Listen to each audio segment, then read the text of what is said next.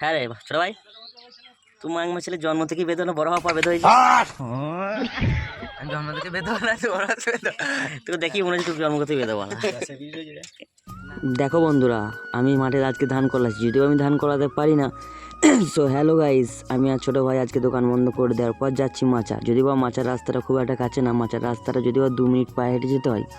তাও আমরা দুজন রোদে গরমে হেঁটে হেঁটে চলে গেলাম। হেঁটে যাওয়ার পর ওইখানে বসে দেখছি যে দুজন মাঠে ধান কলাচ্ছে, আর এত রোদ গরমে ধান কলাচ্ছে। আমরা সবাই মিলে বলা বলে করছি যে কী কষ্ট, এই রোদ গরমে মানুষের জন্ম নেওয়াটা কত কষ্টের।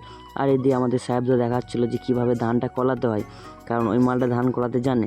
তাই আমি সাহেবদাকে বললাম যে এখানে বসে না থেকে চলো আমরা দুজনকে কলিনি। যদিও আমি ধান কলাতে খুব একটা ভালো পারি না, তাও চেষ্টা করছি। আর শিখতে বা ক্ষতি কী, আগের বছর একবার আমি ধান কলিয়েছিলাম, তখন কাকাদের হাত ধরে জাইম্বুই আমাকে জাইম্বুই শিখিয়েছিলাম। আর ওই যে পাশে মাঠগুলো তোমরা দেখতে পাচ্ছ, ওই মাঠগুলো সব কিছু কিছু হাতে কেটেছে। ওই যে পাশের মাঠটা, ওইটাও হাতে কেটেছে। তারপরে যে মাঠগুলো রয়েছে সেগুলো সব মেশিনে কাটা। এখনকার দিন ডিজিটাল জামানা, এখন তো মেশিনই সব হচ্ছে।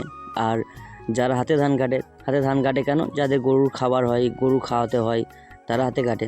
আর আমি যদিও পারছি না, আমি টুকটুকু চেষ্টা করছি। আর আমাদের যে সাহেবদা রয়েছে, সাহেবদা খুব সুন্দর ধান কলে, সে তো খুব ভালো ধান কলাচ্ছে। আর আমি যখন 2টো ধান কলাচ্ছি, সে তখন 4টা 5টা ধান কলি ফেলছে। আমার তো লজ্জাও লাগছে, কিন্তু না, আমাকে শিখতে হবে।